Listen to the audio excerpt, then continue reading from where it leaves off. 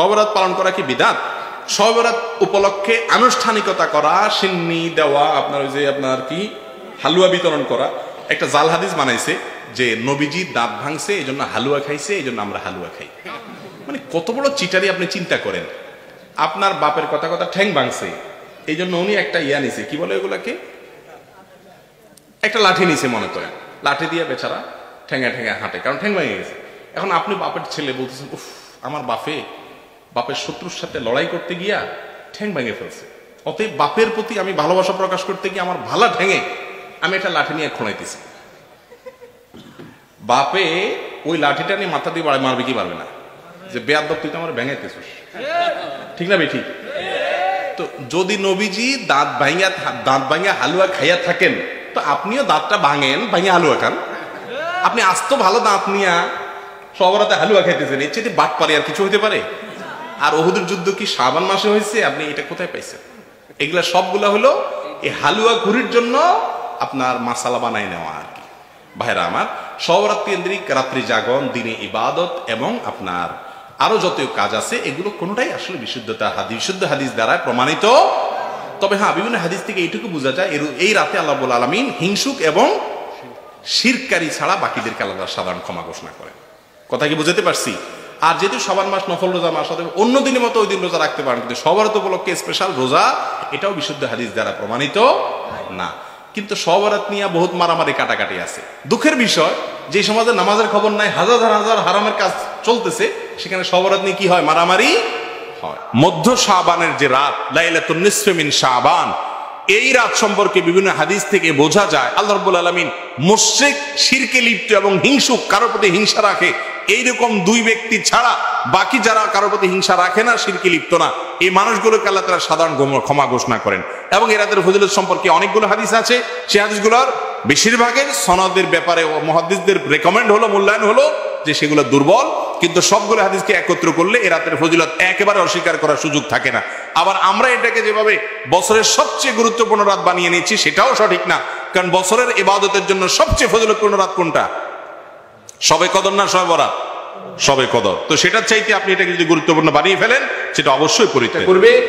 এই মাসের মধ্য রজনী, যেটাকে লাইলাতুন নিসফি মিন শাবান হাদিসে বলা হয়েছে, শাবানের মধ্য রজনী, শাবানের মধ্য রাত, মাঝামাঝি রাত, অর্থাৎ 15তম রাত, যেটি এই 14ই শাবান দিবাগত রাত বা মধ্য শাবান রজনী, যেটাকে আমাদের দেশে শবে বরাত বলি আমরা, এই রাত সম্পর্কে অনেকগুলো হাদিস বর্ণিত আছে।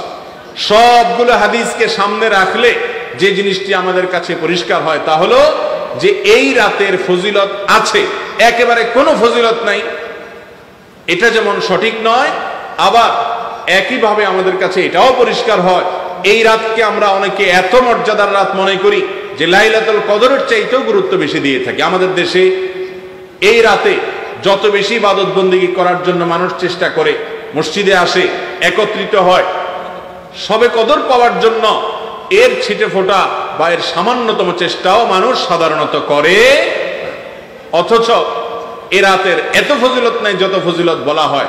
বিশেষ করে এ রাতে ভাগ্য নির্ধারণ হওয়া সম্পর্কিত বর্ণনাগুলো গ্রহণযোগ্যতার লেভেলে উত্তীর্ণ নয়, বরং সূরা দুখানের আয়াত থেকে বোঝা যায় সারা বছরে বান্দার ভাগ্যটা ঠিক হয় লাইলাতুল কদরে।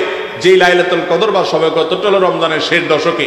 সূরা দুখানে আল্লাহ রাব্বুল আলামিন বলেছেন ফিহা ইউফরাকু কুল্লু আমরিন হাকিম। তার আগের আয়াতে আল্লাহ বলেছেন ইন্না আনজালনাহু ফি লাইলাতিন মুবারাকা, আমি কোরআনকে একটি বরকতময় রাতে নাজিল করেছি। এরপরের আয়াতে আল্লাহ বলেছেন ফিহা, সেই বরকতময় রাতে যে রাতে কোরআন নাজিল করা হয়েছে, সেই রাতে গুরুত্বপূর্ণ বিষয়গুলো ধার্য করা হয়, পৃথক করা হয়। এবং এই আয়াত থেকে বোঝা যায় যে রাতে কোরআন নাজিল হয়েছে অর্থাৎ লাইলাতুল কদর, সে রাতে আল্লাহ তাআলা ভাগ্য ঠিক করেন। তবে হ্যাঁ, লাইলাতুন নিসফি মিন শাবানের একেবারে ফজিলত নাই, ব্যাপারটা সেরকম নয়। এ রাতে আল্লাহ রাব্বুল আলামিন হিংসুক এবং মুশরিক ছাড়া, যারা অন্যের প্রতি হিংসা করে এবং যারা শিরকে লিপ্ত, এই মানুষগুলো ছাড়া বাকি মানুষগুলোকে আল্লাহ তাআলা সাধারণ ক্ষমা ঘোষণা করেন।